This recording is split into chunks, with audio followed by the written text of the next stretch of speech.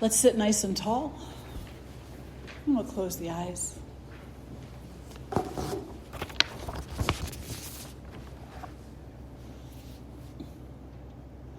Just taking these moments to breathe in and out mindfully, meaningfully,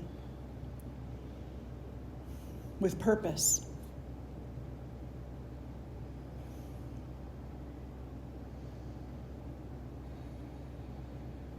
And as you are breathing in and out with purpose, realizing that the purpose is to know yourself. The purpose is to come home to yourself. And the purpose is to be united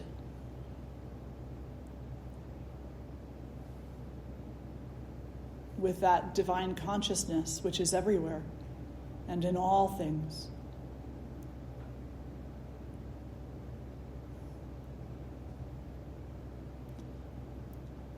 The purpose is to know sublime happiness.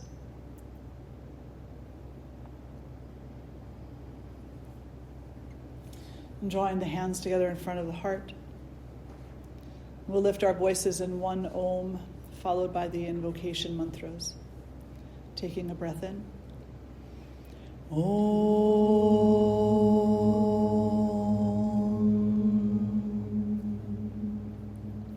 Shri Guru Bhyo Namaha Hari Om. Ganana Antva Ganapatigam Havamahe Kavin Kavinam Upamashravastamam Jestarajam Brahmanan Brahmanaspata Anashrinvanuti Bisidha Sadhanam Mahaganapataye Namaha Prano Devi Saraswati Vajebhirvajini Vati Tina Mavitriyavatu Ano Divo Brahataf Parvata Da Saraswati Ajata Gantu Yagnyam Havan Devi Jujushana Kritachi Shagman Novacha Mushati Shrinotu Vagdevyai Namaha.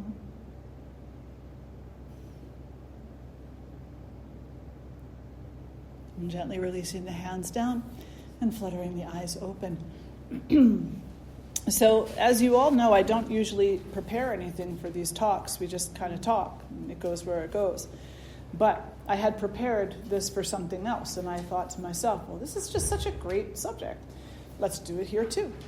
So I thought today we would talk about happiness and the 6 poisons of the heart, those things that keep us from happiness. And so this concept of poison is very easy to understand, is it not? Yeah. Poison is something that can harm you. Poison is something that can harm others. Poison is something that can kill you. And poison is something that can kill others. And what we're talking about in this particular conversation is not necessarily the harm or killing of self and others in the physical way, but in the emotional, mental way. So to take from one's own self the birthright of sublime happiness, or to contribute to the doubt of another in the existence of that happiness. And we've all done it, every single one of us, at some point in time. We have denied our own capacity for joy, or we've denied another's. So it's important for us, while we are in this life, on this path, with this purpose of Dharma, to recognize that. And as I said in the yin class earlier, what is knowledge without application? Nothing. If you have knowledge, but you're not applying, the knowledge is useless. And so oftentimes I'll have conversations and students might say something like, I know I have those self-care habits. I know I have those techniques available to me. I know. And I said, no, you don't know. because knowledge is nothing without application. So unless you're applying those tools, applying those techniques, applying the wisdom, the knowledge is useless to you. So we say, I know what happiness is. Right? I know what happiness is. Happiness is when things are going pretty easily and I move through the world in a way that's, comfortable. It's like, is that really? Is that happiness? I gave you some examples on this first side here that says happiness, right? Let's just look at a couple of those. The first one by Lumbomirsky says, an enduring state of mind consisting not only of feelings of joy, contentment, and other positive emotions, but also of a sense that one's life is meaningful and valued. And that happens to be the standard accepted definition in the world of psychology, psychiatry, therapy, you name it. This is the standard accepted definition of happiness. An enduring state of mind, so not just a passive state of mind, but an enduring state of mind, consisting not only of feelings of joy, because we're not going to always be joyful, right? I mean, if we stub our toe, joy may escape us, right? But it is a state of mind that joy does exist, and that I have access to that joy in many moments of this life. Contentment. We are not always going to be content. As a matter of fact, much of this life is spent in a state of discontent. Would you all agree? Right? Yeah, for sure. But it's the consistent mindset that contentment exists, and I have access to it if I apply myself and whatever skills or knowledge that I have. Contentment is accessible. Difficult to reach, but accessible. And other positive emotions. Positive emotions like generosity. Positive emotions like patience. Positive emotions like curiosity. Positive emotions like gratitude. That these things are not always going to be easily accessible to us, but they are always accessible to us.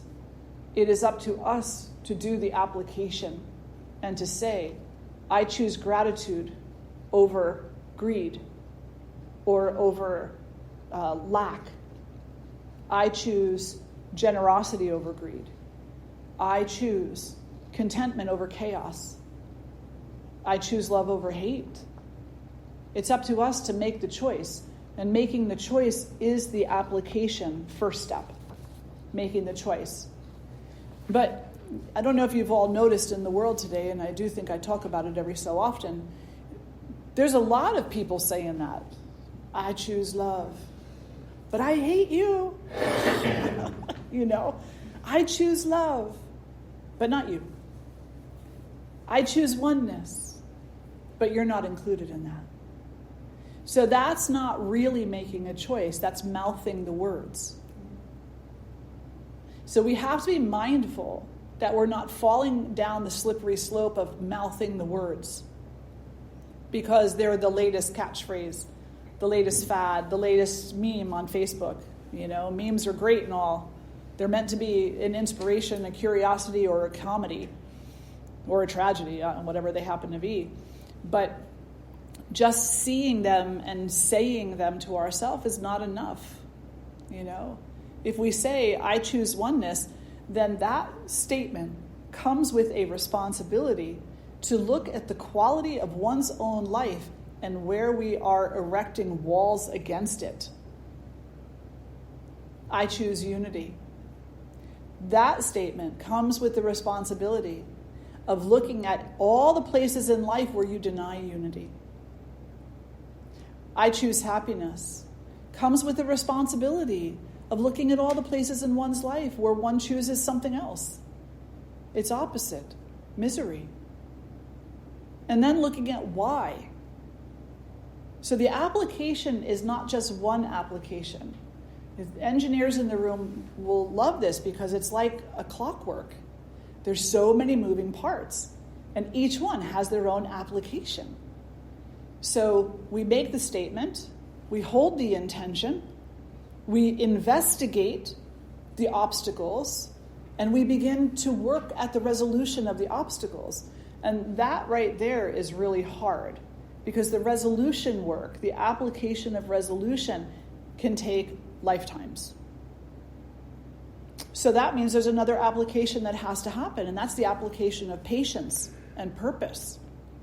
To have the patience for the long term, to have the patience for the lifetimes, to not take your eye off the ball, as it were, and to understand that all of that, all of the application, all of the inquiry, all of the struggle, all the difficulty, all of the victory is all part of the discovery of your Dharma, without exception. See how much you get from one little quote? It's like pretty powerful, right? The second one there, happiness, is the meaning and purpose of life, the whole aim and end of human existence. And happiness depends upon ourselves. And that was said by Aristotle a long time ago. And I love the last part. Happiness depends upon ourself. Brody was so kind this morning. He brought over a truckload of wood. He went out back. He took care of that wood. He cut it into pieces that were usable for the upcoming Homa ceremonies, So absolutely kind. And why did you do that? Obviously, I was at work. I just threw out so much wood, so I might as well be better to use it for something like a ceremony for sure. That's a beautiful intention. Did that intention make you some kind of happy? Yeah, I love splitting wood. Look at the smile, right? So in that instance, Brody just gave us the perfect example of happiness is dependent upon your own self. He saw that there was a surplus of something that could be used for a beautiful purpose, and he took it upon himself to ask if we could use this, and then to bring it here and to cut it into the pieces and to make it usable. And now he has made himself to some degree happy. Even though there was hard work. You were sweating out there earlier this morning, weren't you? Yeah, I sweat a lot though, so yeah. it makes me look like I'm working harder than I actually am. Well, there was some sweat involved, I'm sure, and some hard work involved there, because we have like this whole beautiful wall now of cut wood, But they say, before enlightenment, carry water, chop wood. After enlightenment, carry water, chop wood. It's not the same. There's no difference. It's the same, but the mindset is different, right? And so thank you for that. Thank you for your service this morning. So this happiness is about us taking the right action. It's about us saying, you know what? I can sit there and look and see that there's these things here, and I can complain about them, or I can just shove them under the carpet or hide them somehow or avoid them somehow, or I can use them for purpose. And I can allow that realization, that knowledge, that understanding, and that application to bring me a sense of happiness. Because there's happiness in work. There's happiness in the offering. There's happiness in everything. In every breath, in every blink of the eye. In everything there's happiness, if we choose to see it that way. But of course, we have this beautiful free will, so we can choose to see it whatever darn way we want to. But, if you walked outside, and of course this is not what happened, but let's just, as an example, and, poor Brody's sitting there and he's chopping wood, and he's like, oh, I don't believe they're making me chop this wood. I offered it, but I didn't really mean that, And he's out there and he's mad at himself and he's mad at the world and, Do you see what I'm saying? Happiness is up to no one but you. So you take joy in the chopping of the wood, you take joy in the gathering of the water, you take joy in whatever struggle it is that you're facing. Because if for no other reason, thank God you're here to face it. Because what's the alternative to that? Not being here. Right? And where does being here and facing this life head on and doing so in a way that is deleterious to your happiness, deleterious to the joy of people around you, what good is that to you? It's not helping you solve anything. It's not uplifting your life. So find the joy. Correct the mindset. And this is part of the practice of the yoga, is to say, it's understood that joy is not easy to come along. It's not easy to experience. So we begin to look at the teachings of the Bhagavad Gita, the teachings of the Devi Mahatmya, and all of the other scriptures. And we say over and over and over again, or they say over and over and over again, if you wish to know joy, think of nothing but me. Think of nothing but me. Me being God. Not me, Swamini, but God. That's Krishna talking to Arjuna. Think of nothing but me. Everything you do, don't do it for anyone but me. So every chop of wood is for Krishna. Every gathering of water is for the Durga. Every gesture to another human being is for Mother Saraswati. Don't do it for other reasons, because those other reasons, there's too many slippery slopes. Don't do it for your emotional satisfaction, because that's not guaranteed. Don't even do it because you want to have a happier life, because they say once you step on your spiritual path knowingly, you're always on your spiritual path from the moment you're born, but knowingly being on that spiritual path, every single possible obstacle will arise in front of you. So don't even do it for the sake of having a happy life, because that's not guaranteed either. The only thing that's guaranteed is the peace that comes when more of our life is lived in offering to divinity, and less of it is lived as a wanting to satisfy our egoic greed. Does that make sense to everybody? Yeah? It's powerful, and it's definitely not something that we all want to hear, I know when I was younger, like in my teens, it's like, I've been reading this stuff for a long time and looking at it for a long time, and there's moments where we're really open to it, and then there's moments where we're like, yeah, that doesn't apply here. That doesn't apply here is your ego saying, no, I like the suffering. I'll stay with that for a little while. But in the moments where you are with the teaching, no matter how simple or complicated it is, and you're like, that makes such sense. The ego will jump forward and say, no, it doesn't. No, it doesn't. That doesn't apply here. And the heart will say, yes, it does. Follow the teachings. Follow the teachings and you'll know peace. Discard them, and the only thing that's waiting for you is more suffering, and that kind of suffering that has no purpose. That kind of suffering that is avoidable. That kind of suffering that causes you to doubt and lose hope. Such a powerful, powerful thing. So there's 4 levels of happiness. The first is material happiness. Material happiness, you get a car, you get a nice house, you have a partner, you have material things. And there's nothing wrong with that at all. We live in a material world, right? But don't let that be your be-all, end-all. Understand that happiness goes beyond the material. Happiness goes way beyond the material. The second is egoic. And the egoic happiness is, things are going my way, so I feel pretty satisfied. So we can say satisfaction is egoic happiness. Like I want to go kayaking and the sky is blue and it didn't rain like it did yesterday. So, good. Now I'm happy. Right? Egoic happiness. Get what I want. Now, yesterday, we came in the building, and Casey walked out the back door, and there was rushing water, and she came running back in. I don't know where that's coming from, but there's rushing water. That was egoic unhappiness, because as I walked toward that back door, all I could think to myself was, no, that will not make me happy if there's something leaking around the building. Luckily, it wasn't. It's just that the storm was so strong, it made a pool on the roof, and it was coming down the drain in such power that it kicked out one of the drain pipes. So luckily, no flood this time. Except in the auditorium. Okay. The third, so egoic happiness isn't going to take you very far, because for every single thing that you think makes you happy, there'll be 10,000 other things that make you miserable.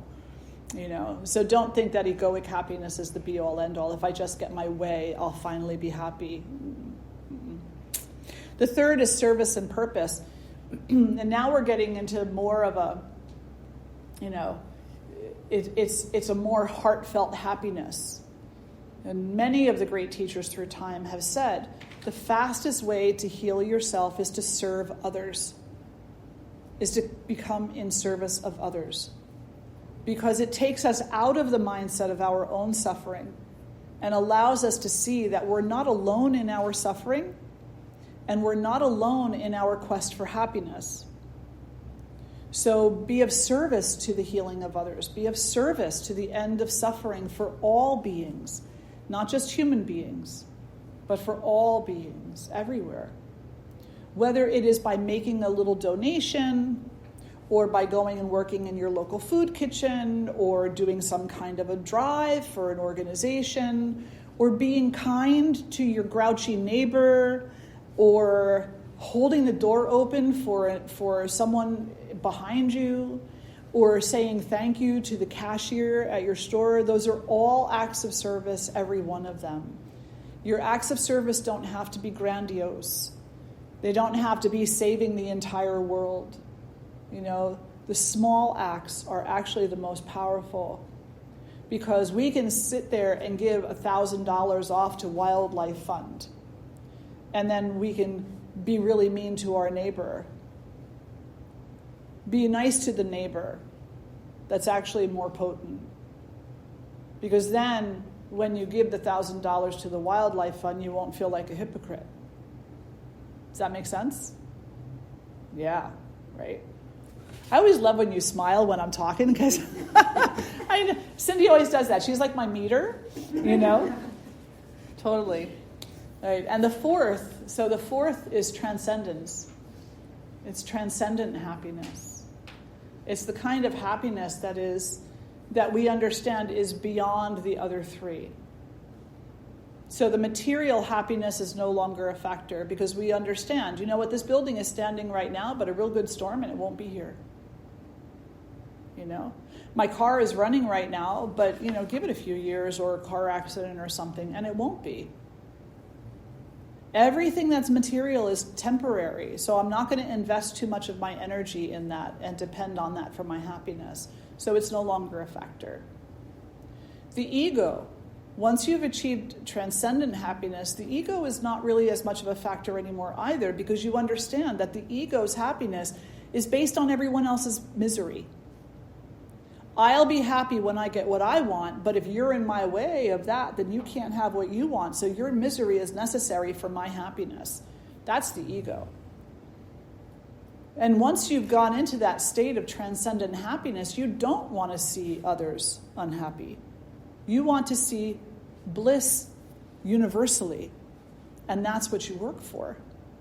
So the service is no longer a question either, because in transcendental happiness, service becomes the norm. You know that to pursue happiness for your own self without also doing the work of happiness for all others becomes an act of ego. An act of ego. Does that make sense? And that transcendent happiness, what exactly is that? Well, it's difficult to define if it's possible at all. But kind of trying to put a frame around it, we could say transcendental happiness is unity with that which created us, and the knowledge of the unity, and the existence within that unity, no longer separate. So the truth of oneness. Oneness is not saying, hey, I'll let you into my inner circle. That's ego. Oneness is not differentiated. No differentiation. Of course you're all in my inner circle, because there's non-differentiation. And God is the inner circle, because you are all God. So transcendental happiness, we exist in transcendental happiness when we know that. When we stop pointing the finger, either in blame or accusation. When we stop trying to hide from ourselves or trying to hide from others. When we stop.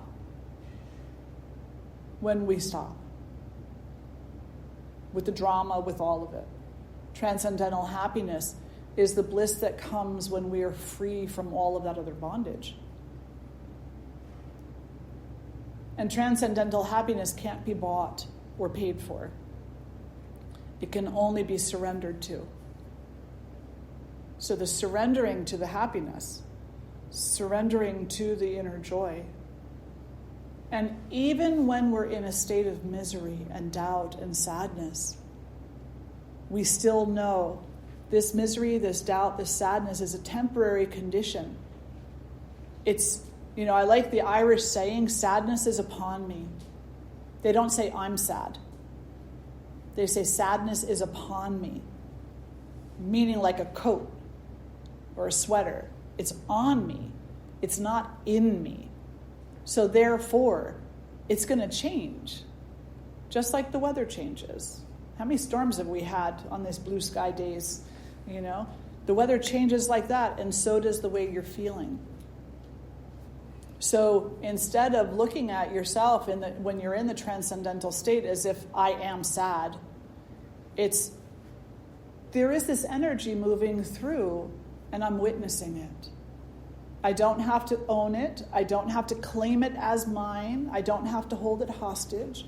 I can let it move through and understand that the substratum underneath of whatever the emotion is that's moving through is peace.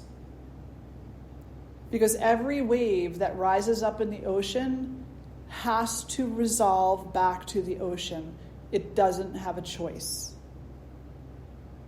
Every emotional wave that rises in you will have to resolve back to peace eventually, because peace is the substratum of you. Peace is your ocean. Does that make some sense?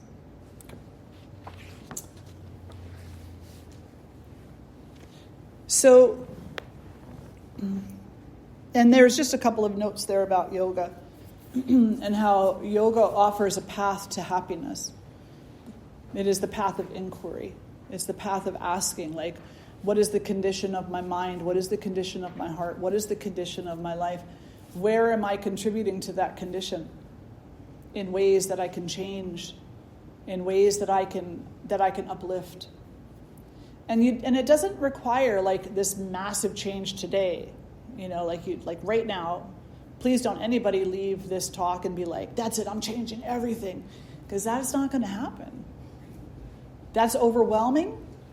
That's too much. Instead, little changes. Let yourself feel inspired.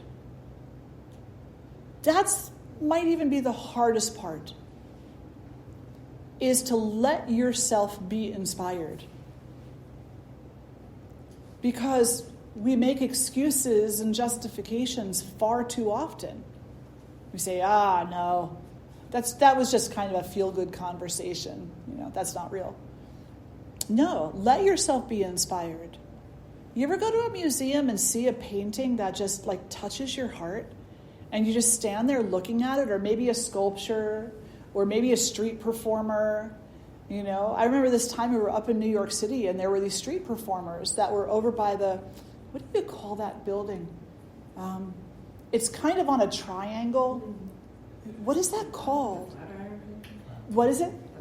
The Flatiron Building. So right by the Flatiron Building, there were these street performers, and they were just amazing. There were like 4 of them, and they were doing these dances. And, like balancing on each other and all kinds of crazy stuff, right?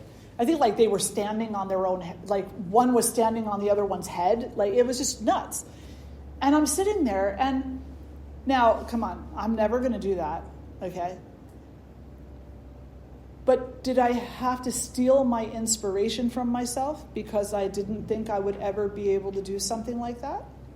because my ego immediately jumped forward and said, oh, it's really nice that they can do that, but you'll never do that. No, I let myself be inspired by what I saw and by what I heard, no matter what my freaking ego told me to do. Why? Because it was beautiful and worth being inspired by. So at some point, we have to tell our ego, shh, quiet. Now is not the time for you. Now is the time for inspiration. So that's the first step, is to allow yourself to be inspired. And then from there, don't shut it down. Instead, continue with the inspiration. Just allow it to be there. Allow it to simmer. Like any cooks in the room, you put your herbs in that little tiny bit of oil and then maybe a little bit of vegetable in there. And what do? You let them simmer. Make your tomato sauce from scratch. You don't just throw it in the pot and then it's done. You let it simmer. Why do you let it simmer? Because that's where the flavor comes up. So let the inspiration simmer, and it will guide you to what needs to change, and it will guide you to what can be changed right now. Because not everything can be changed immediately, and nor should it. It's things that we have to work toward, building a little bit at a time. So what are the things that we have to be mindful of that we're going to come across in this quest for happiness? And in yoga, these are called the Arishadvargas. Arishadvargas. They are the 6 poisons of the heart. And these 6 poisons of the heart are very tricky because they're oftentimes masked as self-protection. They're oftentimes masked as me defending myself.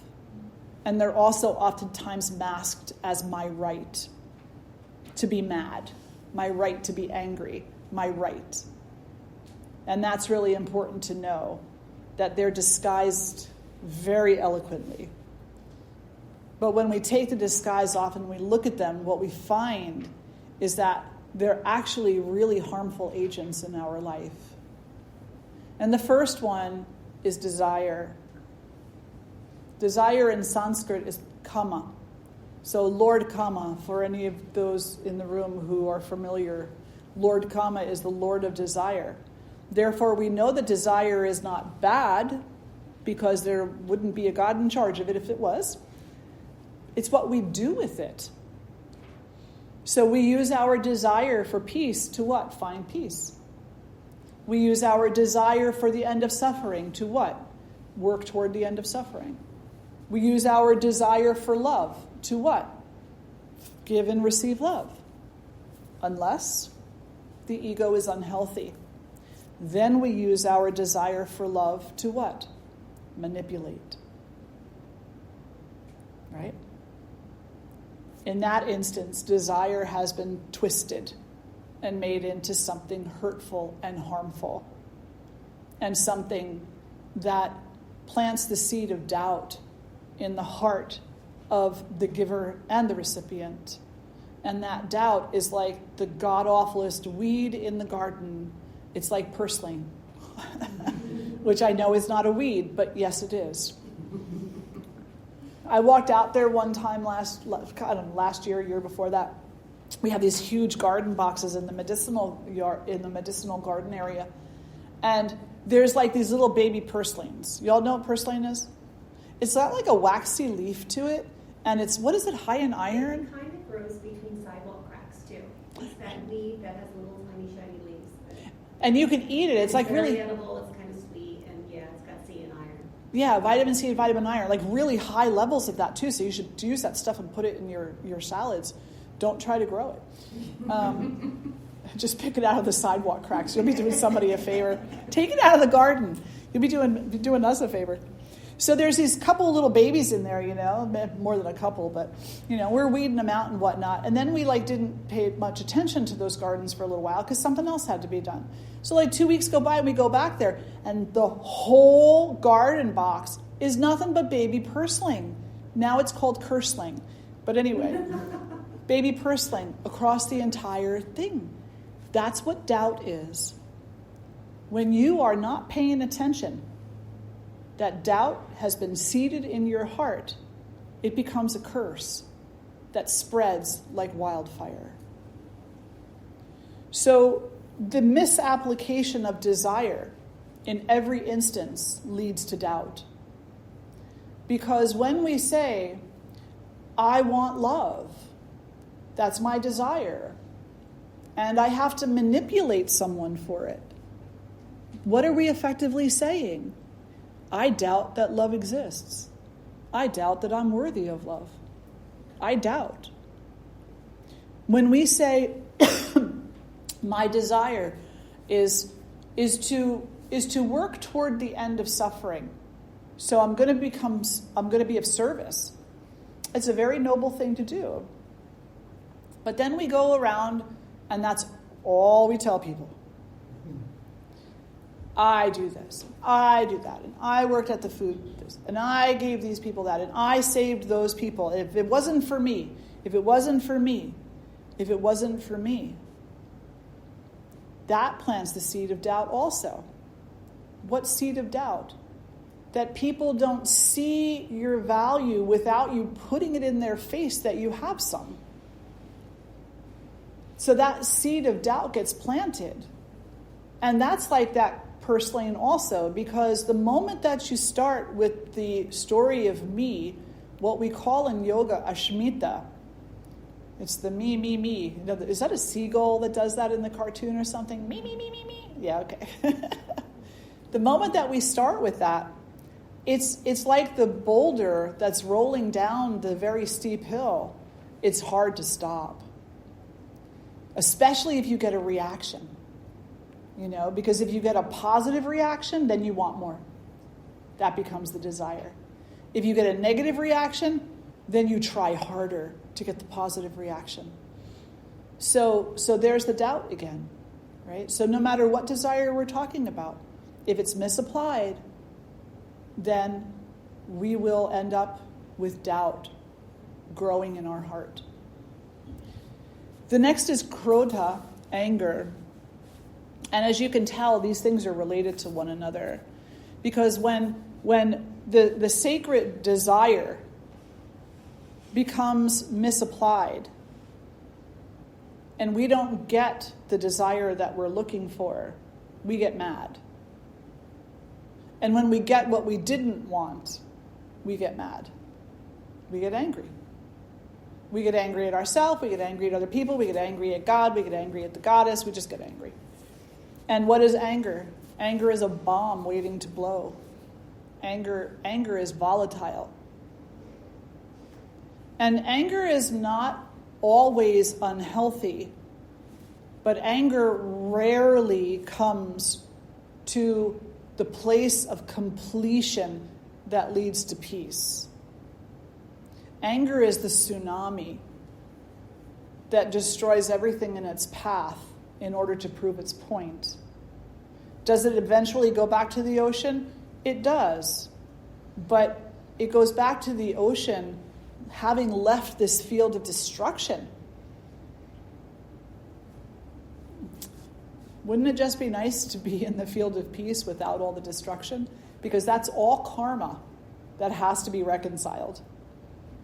So the tsunami may end up going back to the ocean of peace, but every house that was lost, every life that was lost, every damage that was done has to be reconciled, karmically speaking.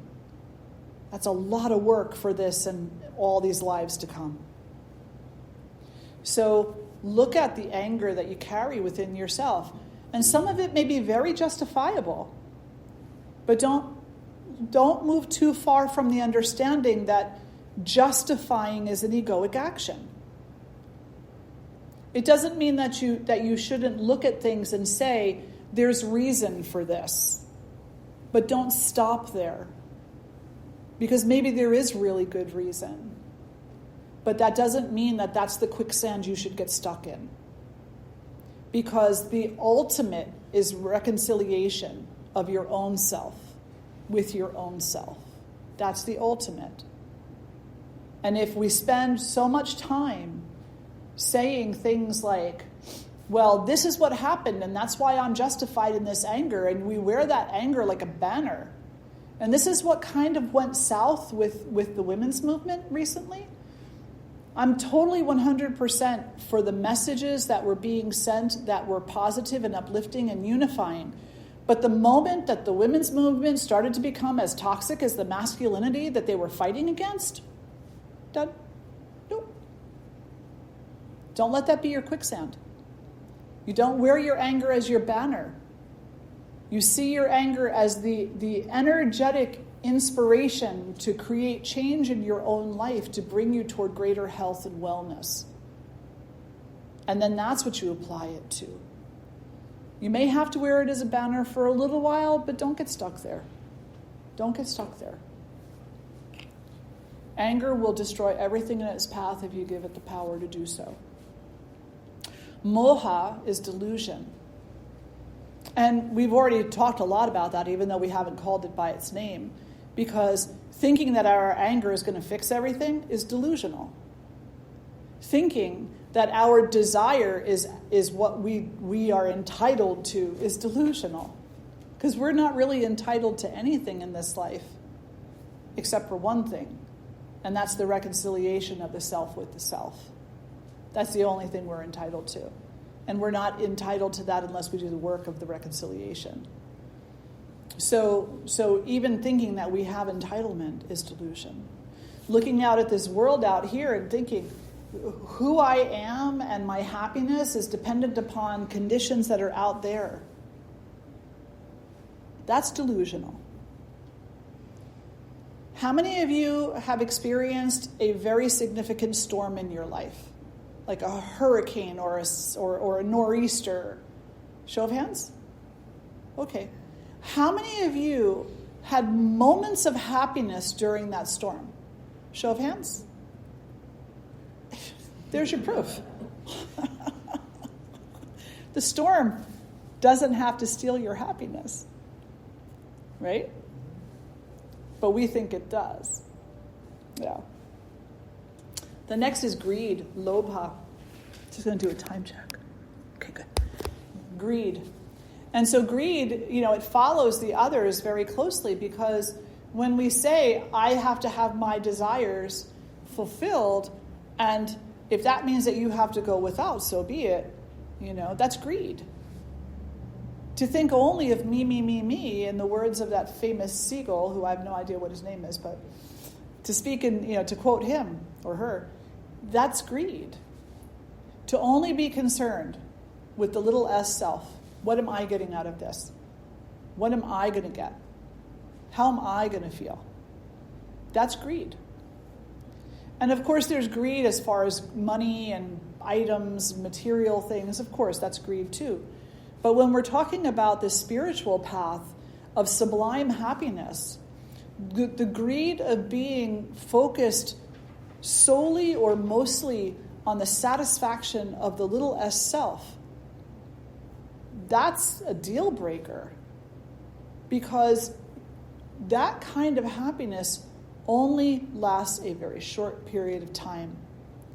It will only last until the next thing pisses me off. There's a great example that I always love to give the YTT students when we have. So this is a conversation I have with every yoga teacher training class that comes through. It's a conversation that we have regularly here because it's just so poignant and important as we're traversing this life. And I say to them, just imagine, you go to work and you save up your paychecks because you really want that car. Whatever car that car is for you. You really want that car. So you save your money and you tell your friends, your family, and your boss, as soon as I get that car, I'm going to be so happy. I'm going to be able to drive in that car. Maybe it's a convertible, top down, music blasting. When I drive the car off that lot, my happiness is going to be complete. So you save and you save and you save. And you go and you buy that car one day. You put that cash down on that table and they hand you the keys. And you get in that car and you put the music on, your favorite song, whatever it might be. Maybe it's Taylor Swift. Hi, it's me. I'm the problem. And you start driving out that parking lot and boom, you get sideswiped by another car. There goes your happiness. So the greed and the delusion and the anger and the desire are all wrapped into a nice, neat little bundle right there, aren't they? Yeah. So don't think that those material things that you're chasing after are going to bring you happiness. They'll bring you satisfaction for a little while. And they might be very enjoyable for a little while. And that's fine. But don't let that be your quicksand. Don't let that be where you put your foot down to build a foundation, because that is a very unstable foundation at best. Envy is another. Envy is really important, and it's tied right into the other ones. When we look at another person and we become envious of them. You know, there's a good friend of mine, her name is Trish, and she shared this story. She said she works as in the medical field, and they were having some kind of a function, like a black tie function, where everybody had to get dressed to the nines, and so she was standing there talking to a number of women, and there's a woman who, I guess she was the wife of some higher up or something, and a lot of the women didn't like her because she's very beautiful and very fancy, and so she came walking in, making an entrance. Not because she was trying to, but because that's the energy she carries with her. And the women that Trish was standing with looked up and looked at her and went, oh, there she is. Look at her making her grand entrance in her fancy clothes, in her model-esque beauty. You know, they started mocking her. Envy. Instead of celebrating her. Oh my gosh, she's a beautiful woman. She dresses beautifully. She's got some fashion sense. She has an energy that your back is turned. She walks in the room and people know she's there. They turn around because the energy is so strong. Instead of celebrating her, they tear her down. And why do they tear her down? Because they're envious and because they doubt. They doubt that their own worth can stand up to her, can be next to her, that won't be overshadowed by her. They don't have the confidence in their own presence. So they try to minimize her, which they think falsely is going to build themselves up. There's the delusion, right? And they have a fake anger toward her. What they actually have is anger toward their own self for denying their own sense of self-importance. And by that self, I mean the capital S self. It's powerful, right? Yeah. Next time that you see someone and you're envious of something about them, don't try to become that person. Celebrate that person. Thank goodness there's someone in the world who can inspire me. You know, thank goodness there's someone in the world that I can look up to. Thank goodness. Because wouldn't it be a sucky world if you couldn't look up to anybody? Don't tear them down. You don't have to build them up either. Just appreciate them. That's all, you know? And then finally we have sloth. And sloth is what happens when these other five are blown out of control. Sloth sets in very, very quickly at the beginning of these weeds taking root. But what you have at the end of this, when these five are out of control, what they create is sloth. Because you don't have any energy left for anything else. They're vampires. They rob you of your energy. They rob you of your inspiration.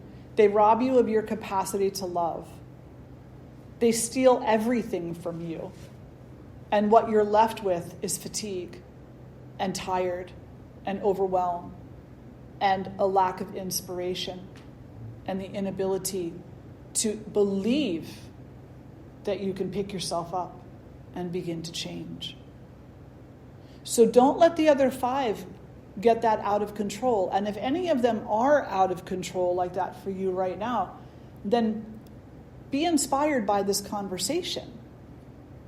And let the inspiration simmer Because like when you've got that little pan on the stove, when you first put the little bit of oil in there and the herbs in there, it smelled a little bit.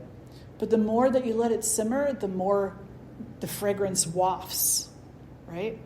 So let today's conversation be like that for you. Let it build inside of you.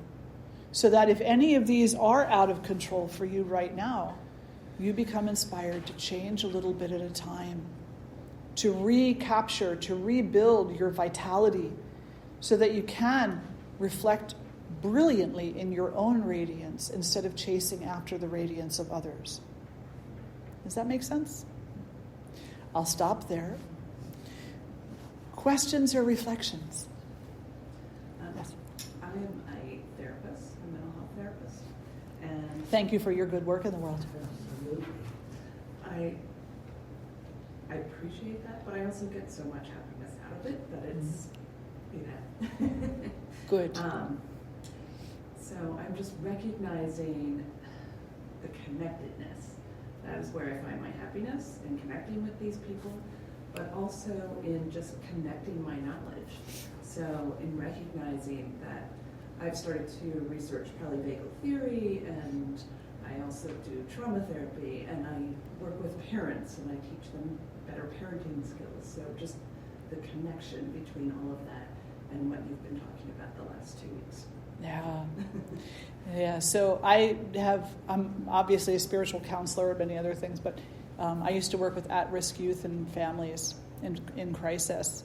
And I kid you not, at some point you might want to think about doing a yoga teacher training, whether here or elsewhere, because what you will learn, just make sure it's therapy oriented, because what you learn in there is 100% applicable to the work that you're doing, and it will give your clients so many tools and techniques to work with, in addition to what you've already got, and you already obviously have a plethora of those tools, otherwise you wouldn't be happy with what you're doing, right? What happens when we get burnt out on the job, right? Because so many therapists that I know, they don't say that.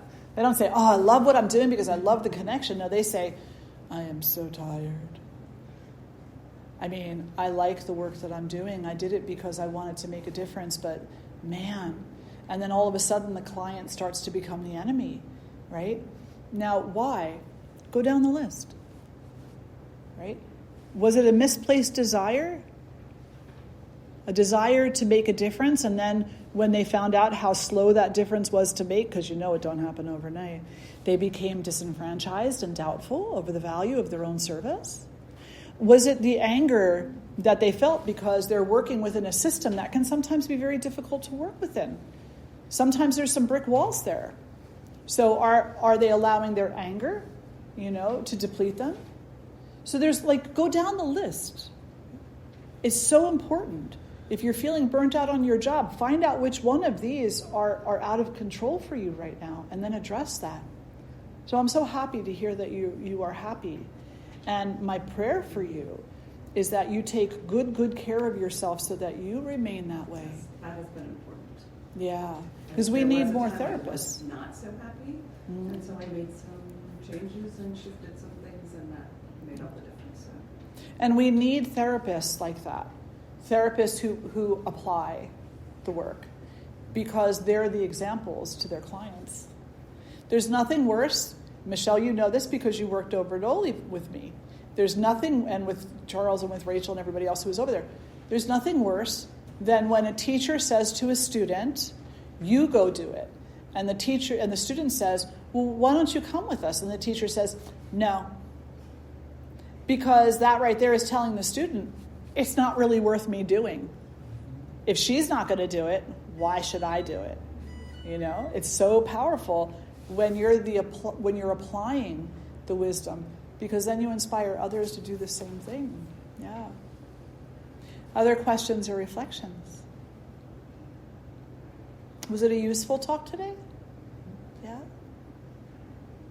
You all going to change everything by tomorrow? No. The correct answer is no. Are you all going to let the herbs simmer a little while in the pan and be inspired by the wafting smells? And yeah, good. Good. Use the question, if happiness is a choice, why am I not making that choice? What are the barriers to that? Yeah, absolutely. If happiness is a choice, why am I not making that choice? And if I am as free as I keep telling everybody that I am, then why am I not choosing freedom? Completely. Mm-hmm. Let's sit tall. We'll close the eyes. Just one more time. Any questions or reflections? I just want to make sure I didn't miss anybody. Yes, I Ever. do have a small question. The poisons of the heart and having them, what do they reveal about us once we recognize what? You're human. Yeah. You're human. And there's stuff that you haven't faced. Or there's stuff that you're in the process of facing. It can mean anything. But those three things, you're human. There's not a human alive who hasn't had a relationship with these six. And having them be out of control can mean either or both. They're related to things that you have not looked at. They're related to things that you are looking at. Because sometimes when we start looking at our own traumas and our own challenges, it raises some of these up because that's the ego coming forward saying, or it's either the healthy or the unhealthy. They don't have to be completely unhealthy. Anger is not completely unhealthy. It can be very appropriate, but it can become easily unhealthy. And desire too. And envy starts in a place of appreciation.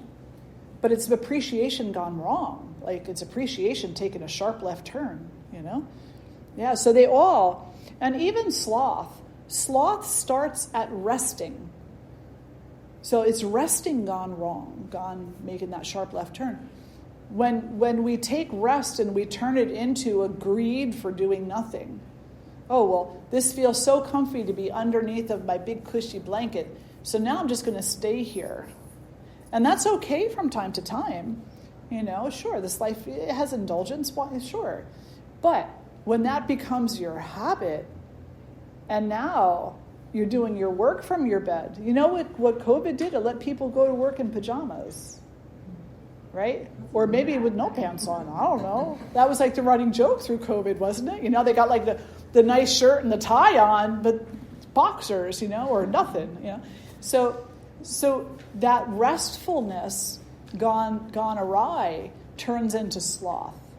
So we have to just be mindful of that, So yeah, it just means that there's a relationship out of balance in our life, and we need to look at why. Yeah, good. Any others? Are we good? All right, let's sit tall. Close the eyes. Draw the hands together in front of the heart. And we'll lift our voices in one beautiful Om, followed by the All Beings mantra. Breathing in. Om.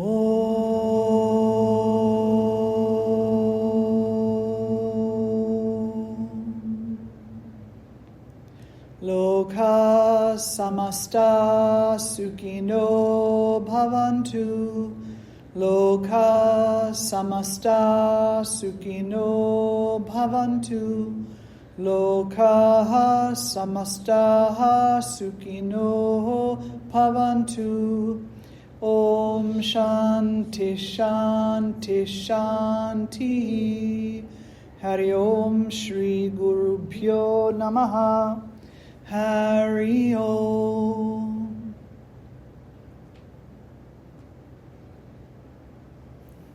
Om Shri Matre Namaha. Thank you all so much for being here today.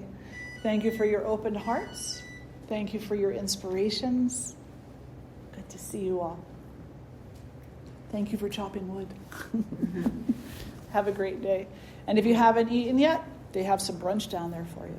So make sure and have some. Thank you. Have a safe trip.